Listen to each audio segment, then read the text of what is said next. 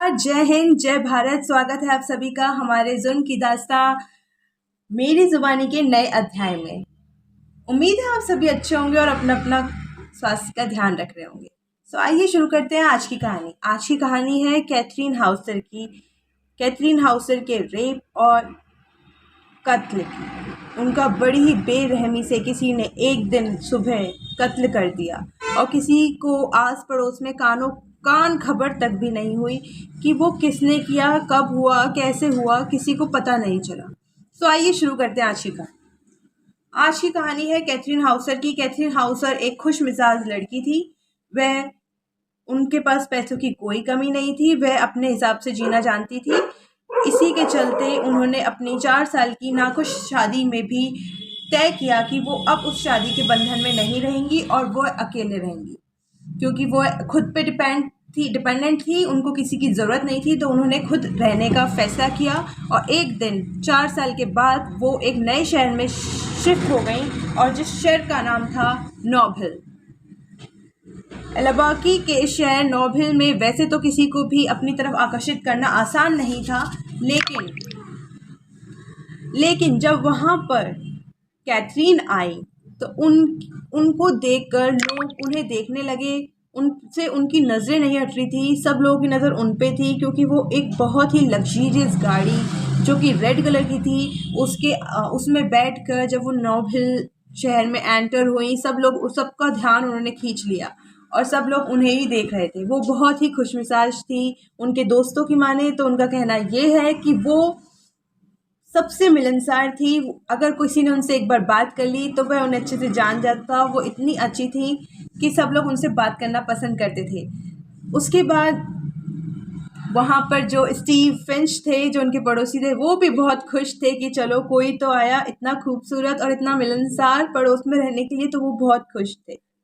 और कैथरीन के दोस्तों की माने तो उनका कहना ये भी था कि मिलनसार होने के साथ साथ वह एक ऊंचे ओहदे पर थी और अच्छा कमाती थी। उनके पास एक बड़ा घर था अपना और एक बहुत ही बढ़िया गाड़ी थी।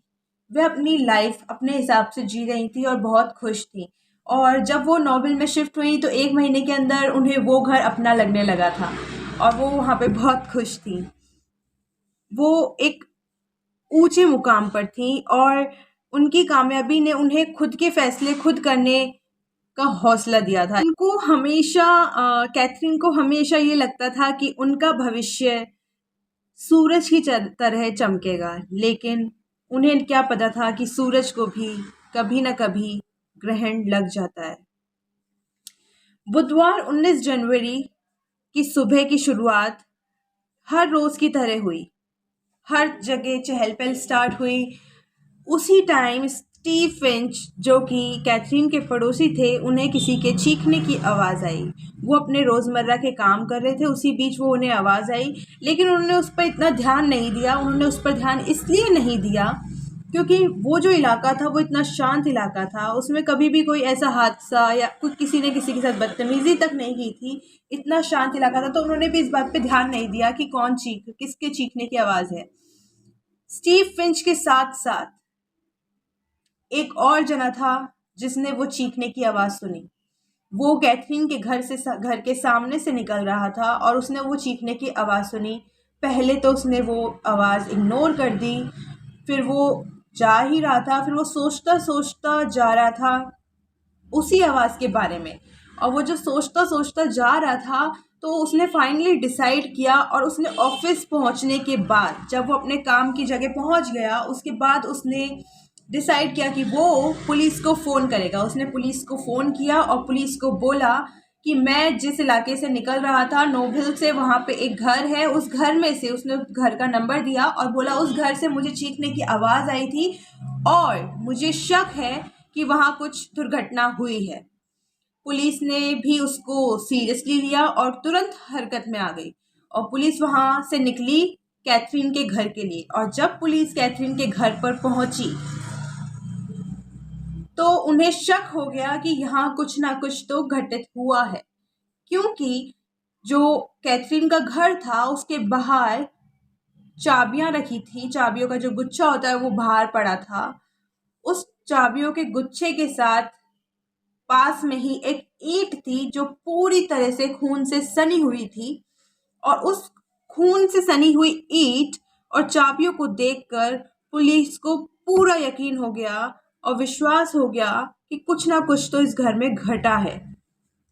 लेकिन अपनी और संतुष्टि के लिए पुलिस ने गेट पर खटखटाहट की, उन्होंने उसको बजाया, लेकिन अंदर से कोई जवाब नहीं आया।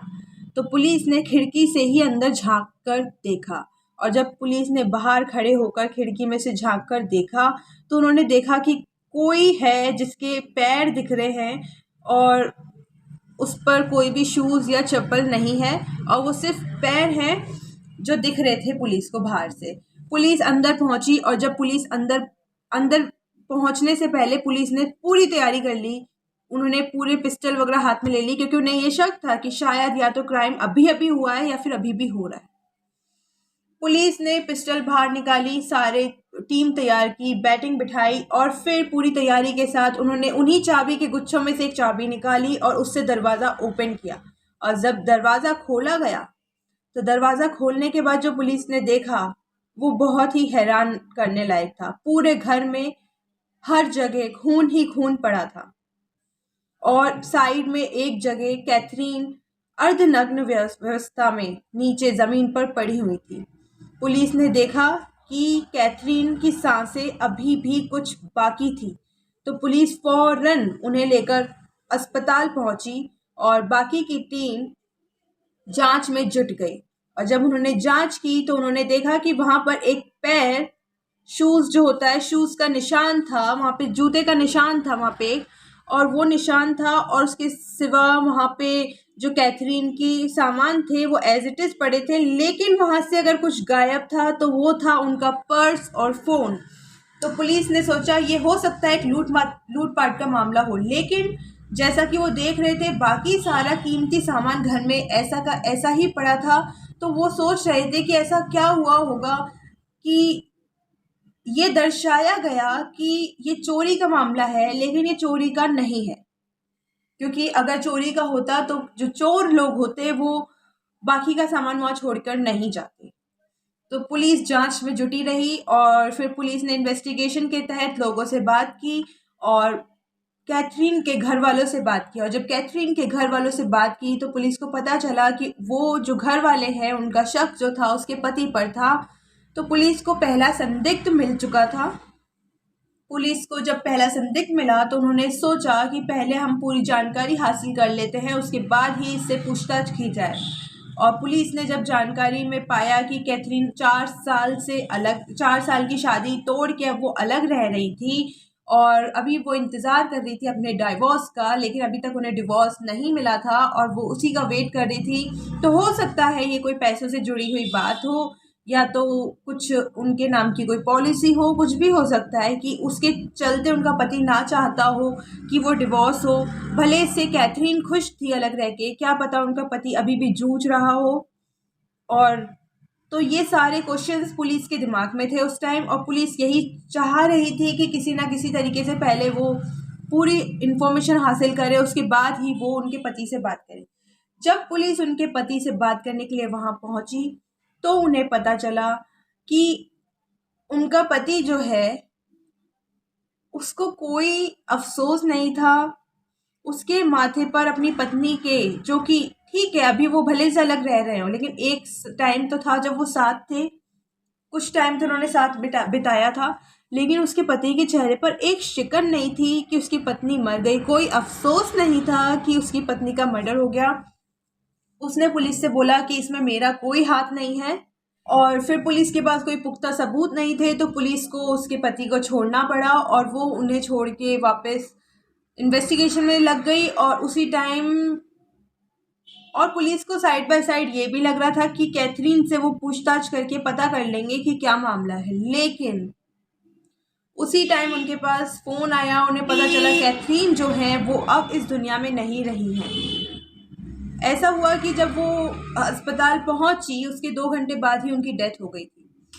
और उसके बाद अब जब पोस्टमार्टम की रिपोर्ट आई तो पुलिस को पता चला और ये प्रूफ हो गया कि उनके साथ रेप हुआ है, और उन पर बहुत ही घिनौने तौर पे ऐसे वार किए गए हैं जैसे कि कोई बहुत पुरानी दुश्मनी हो किसी की उनके साथ।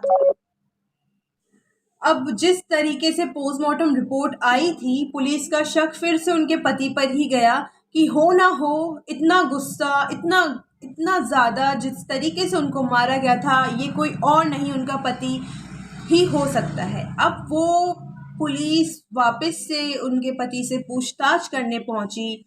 पूछताछ में पुलिस को एक बात थी जो बहुत अटपटी लगी। पूछताछ के टाइम उनके पति ने बोला, कैथरीन के पति ने बोला कि मेरा कैथरीन के रेप और मर्डर में कोई हाथ नहीं है, जबकि पुलिस ने अभी तक ये सार्वजनिक नहीं किया था कि कैथरीन के साथ रेप हुआ है। तो पुलिस ने उनके पति से पूछा कि आपको कैसे पता कि कैथरीन का रेप हुआ है? तो उनके पति ने जवाब दिया कि मुझे इसलिए पता है क्योंकि चर्च में मैंने कुछ पुलिस वालों को बात करते सुना था, इसलिए मुझे पता है। आप चाहे तो मेरी माँ से पूछ लीजिए, जिस टाइम ये हुआ उस टाइम मैं कैथरीन के साथ था ही नहीं, मैं अपनी माँ के साथ। पुलिस ने कैथरीन के मोबाइल फ़ोन और बैंक अकाउंट की इंफॉर्मेशन के लिए डॉक्यूमेंट सबमिट कर दिए ताकि उनके रिकॉर्ड्स आएँ और पुलिस को कुछ तो सबूत हाथ लगे। और in the mean time police साथ के साथ पड़ोसियों से बात कर रही थी या कि उन्हें उस दिन कुछ अजीब सा लगा हो जब कैथरीन के साथ ये हादसा हुआ हो। तो फिर स्टीव सामने आया और स्टीव ने बोला कि उन्हें एक होमी दिखाई दिया था जो बेघर लोग होते हैं, और वो उस दिन कैथरीन के घर के पास से निकल रहा था। और ये बहुत ही अटपटा इसलिए था क्योंकि उस टाइम 6:30 बज रहे थे जब ये हादसा हुआ, और उस टाइम ही उन्होंने उसे देखा था। और 6:30 का टाइम ऐसा टाइम होता है कि सर्दियों का समय था वहाँ पे, तो ठंड इतनी होती है कि लोग घर से बाहर नहीं निकलते बिना किसी काम के। और वो एक होमी था, बेघर था, तो वो उस टाइम पे उस जगह पर क्या कर रहा था ये उसने भी सोचा था, लेकिन उस टाइम पर तो स्टीव ने ध्यान नहीं दिया था क्योंकि उसे लगा उसने सोच जानना भी ज़रूरी नहीं समझा कि ऐसा क्यों है। और उसके बाद पुलिस ने सारे शेल्टर्स छान मारे, सब कुछ, हर शेल्टर, क्योंकि होमीज़ जो हैं वो शेल्टर्स में उन्हें खाना पीना फ्री मिलता है, इसलिए वो वहीं मिल सकते थे, लेकिन वो उस टाइम वहाँ नहीं मिला। उन्होंने बहुत सर्च किया, नहीं मिला। फिर वो सारे नेबर से पूछताछ कर ही रहे थे कि एक नेबर जो पूछताछ के टाइम पे पहले जब पूछताछ की थी तब वो वहाँ नहीं थी, लेकिन अभी वो वहाँ थी। तो उस नेबर ने बोला कि मैं जब रात को काम से आ रही थी उसी दिन की रात, उस जो वो तारीख थी जिस दिन कैथरीन के साथ ये सब हुआ था, तो उससे एक दिन पहले की ये बात है। 19 जनवरी मॉर्निंग में कैथरीन के साथ ये हुआ था, और उससे एक दिन पहले मीन्स 18 जनवरी को उस लेडी ने बताया कि जब वो काम से आ रही थी तो एक आदमी आया जो कि होमी ही था, बेघर ही लग रहा था, और उसने मुझसे बोला कि मुझे $5 दो, लेकिन मैंने मना कर दिया। तो वो मुझे ये बोल के गया कि अब तुम्हारी वजह से एक खूबसूरत औरत को मरना पड़ेगा। तो उस टाइम उन्होंने भी ध्यान नहीं दिया। गाइस, ये सब एक सिम्टम्स हैं, हमारे आसपास होने वाली जो चीज़ें होती हैं उन पर ध्यान दिया जाए, सतर्क रहा जाए, तो हम भी पहचान सकते हैं आने वाली मुसीबतों को। पुलिस अब उस आदमी की पहचान उन्होंने पूछा तो उस लेडी ने बताया कि उसके बड़े बड़े बाल थे और वो वहाँ का नहीं लग रहा था, वो अमेरिकन नहीं था, वो वहाँ का रहने वाला नहीं लग रहा था। और पुलिस ने उसको ढूंढना चालू किया।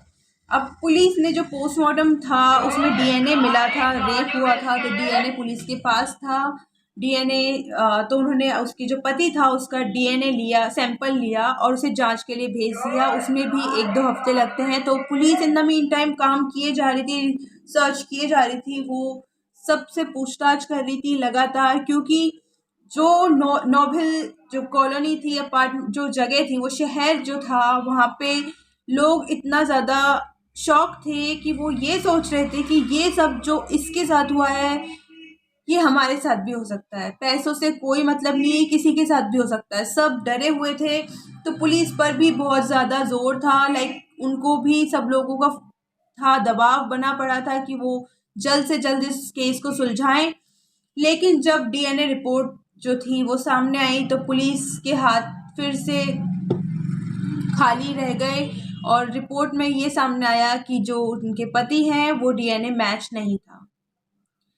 पुलिस फिर से ज़ीरो से स्टार्ट किया, पुलिस ने सब कुछ छानना शुरू किया, सबकी तहकीकात की। वो उस होमी को ढूंढ रही थी जिसके बड़े बाल थे, और वो उस लेडी से $5 मांग रहा था, और वो उस होमी को भी ढूंढ रही थी जो वहाँ पर मॉर्निंग में दिखा था, और उसने वो नॉभिल इलाके में क्या कर रहा था ये जानने की पूरी कोशिश की जा रही थी। क्या ये वही है जिसने इस कैथरीन का रेप किया और उसे बहुत ही बेरहमी से मार डाला? पुलिस अपनी जांच में जुटी थी, लेकिन अब पुलिस की जो किस्मत थी वो चमकी, और पुलिस को डीएनए जो न्यू जर्सी के डीएनए सर्विसेज से कॉल आया, और उन्हें पता चला कि जो उनका क्रिमिनल रिकॉर्ड है उसमें ये डीएनए एक आदमी से मैच कर रहा है जिसका नाम है फिलिप। अब पुलिस ने देखा कि अगर ये फिलिप से मैच कर रहा है तो ये तो फिलिप हो सकता है ना।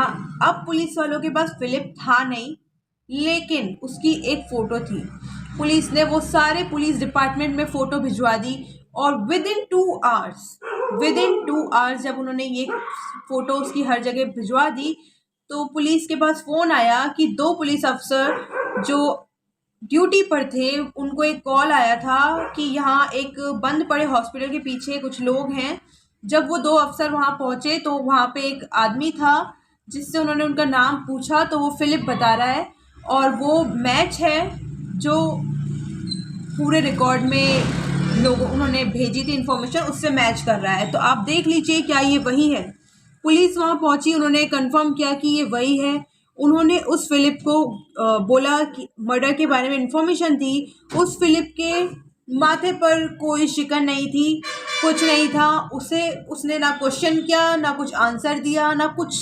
उसने सीधा चुपचाप बैठा रहा, और गाड़ी में बैठकर वो पुलिस स्टेशन चला गया। जो उसके साथी वहाँ पे थे उन्होंने पुलिस के साथ कोऑपरेट किया, और उन्होंने पुलिस को बताया कि इसने हमसे शेयर किया था अभी कि इसने एक लेडी को मारा है, और इसने वहाँ से फ़ोन और पर्स चुराया है, और कैश भी चुराया है, जो कि पुलिस को ये पता नहीं चला था। लेकिन जब पुलिस ने उन लोगों से पूछा तो जो इसके साथ थे उस टाइम हॉस्पिटल, जो बंद पड़े हॉस्पिटल के पीछे बैठे थे ये, वहाँ इसके साथियों ने ये खबर दी। लेकिन उसे एक प्रूफ के तौर पर नहीं मान सकते थे, क्योंकि वो सारे होमीज थे, उनकी बातों पर कोई विश्वास नहीं कर सकता था। जो फिलिप था, पुलिस ने उससे कई बार पूछताछ की, लेकिन उसने अपना मुंह नहीं खोला। तो पुलिस ने उससे उसके कपड़े मांगे, क्योंकि जेल में जाने से पहले कपड़े लिए जाते हैं, शूज़ लिए जाते हैं। तो उन्होंने उससे सामान जैसे ही मांगा तो उसे पता चल गया था कि अब मैं पकड़ा जाऊंगा, अब मेरी पोल पट्टी पूरी खुल चुकी है, क्योंकि डीएनए मैच था। अब जो शूज़ पहने हुए थे वो भी मैच निकले, और अब कुछ उसके बोलने की भी ज़रूरत नहीं थी। अब वो अच्छा खासा फंस चुका था। तो फिर पुलिस ने उसे जैसे ही वो सामान मांगा, उसने बोला कि मुझे एक लॉयर चाहिए। उसने आज तक भी ये नहीं बताया है कि उसने क्यों मारा, कैसे मारा, क्या किया। लेकिन पुलिस ने जो अपनी थ्योरी बिठाई है वो ये है कि उसकी नज़र थी कैथरीन पर, जब वो उनके घर के बाहर से निकल रहा था, या फिर कैसे भी उसने देखा हो कैथरीन को कभी शेल्टर में, क्योंकि वो जो कैथरीन थी वो शेल्टर में जो लोग होते हैं उनकी हेल्प किया करती थी। तो वहीं से शायद वो उनके पीछे लगा होगा, और वो रात भर उनका वेट कर रहा था घर के बाहर ही। और जैसे ही सुबह काम करने के लिए जब वो घर से बाहर निकली, तो जब ताला लगाने के लिए वो वापस घर की तरफ मुड़ी, तभी उन पे ये हमला हुआ है। तो आज भी वो फिलिप जेल में है, और जेल की सलाखों के पीछे अपनी सज़ा भुगत रहा है। सो मेरा आप लोगों से यही है कि प्लीज़ अपने आसपास होने वाली चीज़ों पर ध्यान दीजिए, और कभी भी ऐसा लगे तो सतर्क रहें, सावधान रहें, और अपना ध्यान रखें। नमस्कार।